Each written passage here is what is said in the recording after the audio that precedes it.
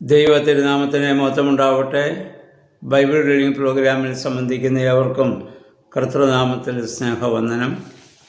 ലേവ്യ പുസ്തകം 6-ാം അധ്യായം നമ്മളിന്ന് വായിക്കുന്നു. 6-ാം അധ്യായത്തിൻ്റെ ആദ്യ ഭാഗത്ത് ഒരുവൻ മറ്റൊരാളെ സൂക്ഷിക്കാൻ ഏൽപ്പിച്ചതായ വസ്തുവോ സാധനങ്ങളോ അതുപോലെ തന്നെ ഈടുവെച്ചതായ വസ്തുവോ സാധനങ്ങളോ അവന് തിരിച്ചു കൊടുക്കാതെ അവരെ കവർച്ച ചെയ്താൽ, അഥവാ അയൽക്കാരനെ കൂട്ടുകാരനെ വഞ്ചിച്ചാൽ, അവനെ പീഡിപ്പിച്ചാൽ, അതുപോലെ തന്നെ ഇത് കളവ് പോയ സാധനം ലഭിച്ചിട്ടും അത് ലഭിച്ചില്ല എന്ന് പറഞ്ഞ് അത് വീണ്ടും അത് ക്ലെയിം ചെയ്യുകയോ ഒക്കെ ചെയ്താൽ ആ പാപം ദൈവത്തിനെതിരായ പാപമാണ് എന്നിവിടെ പറയുന്നു. അപ്പോൾ നമ്മളൊരു മനുഷ്യനോട് ചെയ്യുന്ന പാപവും ദൈവത്തിനെതിരായ പാപമായിട്ടാണ് ഈ 6-ാം അധ്യായത്തിൽ നമ്മൾ വായിക്കുന്നത്. കാരണം എല്ലാ മനുഷ്യരും ദൈവത്തിൻ്റെ സൃഷ്ടിയാണ്. മനുഷ്യനെ സ്നേഹിക്കുന്നതാണ് ദൈവത്തെ സ്നേഹിക്കുന്ന വിധം നമ്മൾ കർത്താവ് പറഞ്ഞ് ഓർക്കുക. കാണപ്പെടുന്ന സഹോദരനെ സ്നേഹിക്കാത്തവന് കാണപ്പെടാത്ത ദൈവത്തെ സ്നേഹിക്കുവാൻ സാധിക്കുകയില്ല. അപ്പോൾ മനുഷ്യനോട് നമ്മൾ ചെയ്യുന്നതായ എല്ലാ പാപങ്ങളും ദൈവത്തോട് ചെയ്യുന്ന പാപം പോലെ തന്നെയാണ്. അതുകൊണ്ട് അതിനുവേണ്ടി അവൻ പരിഹാരമായിട്ട് അവൻ ബലി അർപ്പിക്കണം. അതോടൊപ്പം അവൻ അപഹരിച്ചെടുത്തതായ അല്ലെങ്കിൽ വഞ്ചനയിലൂടെ സ്വന്തമാക്കിയ അത് തിരിച്ചു കൊടുക്കുന്നതോടൊപ്പം അതിൻ്റെ 5-1 കൂടി, അത് 20% അവൻ അവിടെ അടയ്ക്കണം. ആരെ വഞ്ചിച്ചോ അവന് നഷ്ടം വരാൻ ആയിട്ട് പാടില്ല. നമുക്കറിയാം, നമ്മുടെ കർത്താവ് ചുങ്കക്കാരനായ സഖായിയുടെ ഭവനത്തിൽ ചെന്നപ്പോൾ സഖായി ഏറ്റു പറഞ്ഞത്, ഞാൻ അവിഹിതമായി വാങ്ങിച്ചതിൻ്റെ 4 ഇരട്ടി ഞാൻ തിരിച്ചു കൊടുക്കാം. അത്രയും വർഷം അവൻ അവിഹിതമായി വാങ്ങിച്ചതിൻ്റെ പലിശ കണക്കാക്കിയാണ് 4 ഇരട്ടി ഇത് തിരിച്ചു നൽകാമെന്ന് പറഞ്ഞത്. അവിഹിതമായതൊന്നും നമ്മുടെ കയ്യിലിരിക്കാൻ പാടില്ല. കാരണം നമ്മൾ ദൈവത്തിൻ്റെ മക്കളാണ്, നമ്മൾ വിശുദ്ധരാണ്.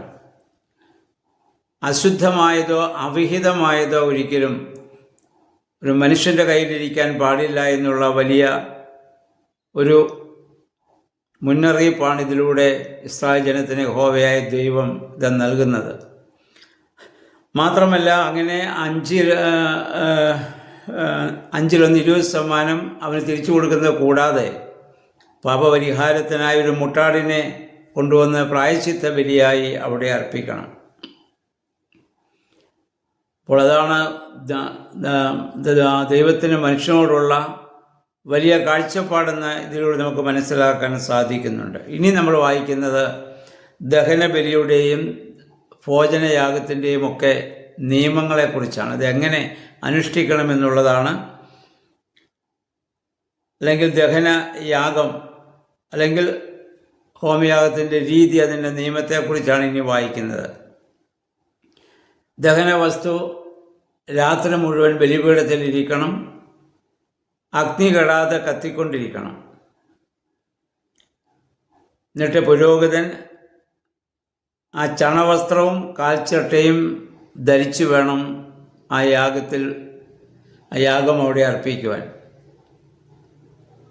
ചണവസ്ത്രം സാധാരണ അവർ ധരിച്ചിരിക്കുന്നത് അനുതാപത്തിൻ്റെ സൂചനയായിട്ടാണ്. ഇസ്രായേൽ ജനം പലപ്പോഴും ചാക്കുകൊണ്ടുള്ള ശീല, അല്ലെങ്കിൽ ചാക്ക് അവർ ധരിക്കുക, അല്ലെങ്കിൽ ചണവസ്ത്രം ധരിക്കുക എന്നുള്ള അനുതാപത്തെ സൂചിപ്പിക്കുന്നു. കാൽച്ചട്ട ധരിക്കണം, നഗ്നത മറയ്ക്കണം. എന്താണ് നഗ്നത? ഒരു മനുഷ്യൻ്റെ കുറവുകളാണ്. അപ്പോൾ അനുതാപത്തോടുകൂടി നമ്മുടെ കുറവുകളെയൊക്കെ ദൈവസന്നിധിയിൽ ഇല്ലാതാക്കി പൂർണ്ണമായ വിശുദ്ധിയോടുകൂടി ആ പുരോഹിതന് യാഗം അർപ്പിക്കുവാൻ അവിടെ തയ്യാറാകണം. അത് കത്തുന്നതായ ചാരം ബലിപീഠത്തിൻ്റെ ചുവട്ടിലും അത് കഴിഞ്ഞ് വസ്ത്രം മാറി പാളയത്തിന് പുറത്തു കൊണ്ടുപോയി വിശുദ്ധ സ്ഥലത്തും അത് വിതരണം. കാരണം ഈ ദഹനബലിയായി തീർന്ന ആ വസ്തുവിൻ്റെ ചാരം അത് വിശുദ്ധമാണ്. അത് അർപ്പിച്ചത് ദൈവത്തിനാണ്. അതുകൊണ്ടാണ് ബലിപീഠത്തിന് ചുവട്ടിലും അത് പുറത്തു കൊണ്ടുപോയി വിശുദ്ധ വസ്ത്രം ധരിച്ച് അത് വിശുദ്ധമായ സ്ഥലത്ത് അത് വിതരണം എന്ന് പറയുന്നത്. ഇത് പുരോഹിതൻ എല്ലാ ദിവസവും രാവിലെ മുതൽ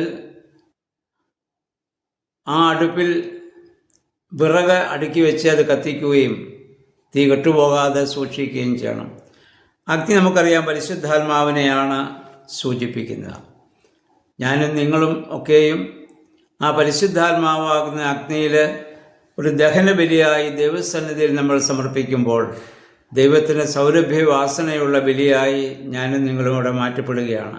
അതുകൊണ്ട് പൗലോസ്ലീഹ പറഞ്ഞു, നമ്മുടെ ശരീരത്തെ ദൈവത്തിനുള്ള ഒരു യാഗമായി അർപ്പിക്കുവാൻ നമുക്ക് ഇടയാകണമെന്ന്. രണ്ടാമത് ഭോജനയാഗത്തിൻ്റെ നിയമം അഥവാ ധാന്യബലിയുടെ അതെങ്ങനെ അർപ്പിക്കണമെന്നുള്ളതാണ്. നേരിയ മാവ്, എണ്ണ, കുന്തിരിക്കം ഇതാണ് അവയ്ക്ക് വേണ്ടി ആവശ്യമായിരിക്കുന്നത്. അതിനുവേണ്ടി പുളിപ്പില്ലാത്ത അപ്പം ആ മാവ് കൊണ്ടുണ്ടാക്കണം. പുളിപ്പുണ്ടാക്കാൻ പാടില്ല.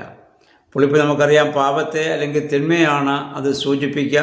ഇപ്പോൾ പുളിപ്പ് അശുദ്ധിയെ സൂചിപ്പിക്കുന്നതുകൊണ്ട് പുളിക്കാൻ പാടില്ല. പുളിപ്പില്ലാത്ത അപ്പം വിശുദ്ധിയുടെ അപ്പം ആയിരിക്കണമെന്നർത്ഥം.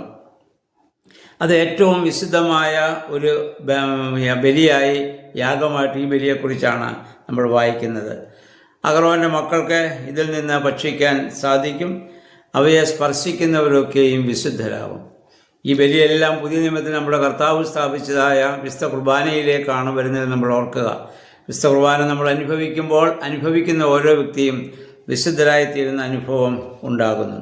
അതുപോലെ തന്നെ അഹറോനും മക്കളും അഭിഷേക ദിവസം അർപ്പിക്കേണ്ടതായ മറ്റ് ബലിയുണ്ട്. ആ ബലിയുടെ ഭാഗങ്ങൾ അവർ ഭക്ഷിക്കാൻ പാടില്ലാത്തതാണ്. അവരെ ദൈവം തിരഞ്ഞെടുത്തതിൻ്റെ അഭിഷേകം ചെയ്തതിൻ്റെ സൂചനയായിട്ട് അവർ അർപ്പിക്കേണ്ട ബലിയാണ്.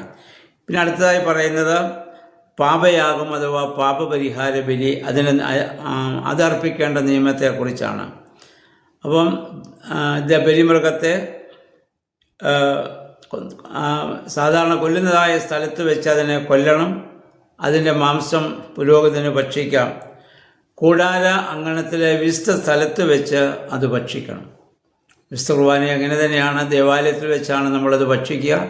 പിന്നെ ദേവാലയത്തിൽ കടന്നു വരുവാൻ സാധിക്കാതെ രോഗികളായിരിക്കുന്നവരും അവരവിടെ വിശുദ്ധിയുടെ അനുഭവത്തിലാണ് നമ്മളിത് കൊണ്ടുപോകുന്നതും ആ ബലിവസ്തുവായ വിശുദ്ധ കുർബാന അവർക്ക് നമ്മൾ പുതിയ നിയമത്തിൽ നമ്മൾ നൽകുന്നതും.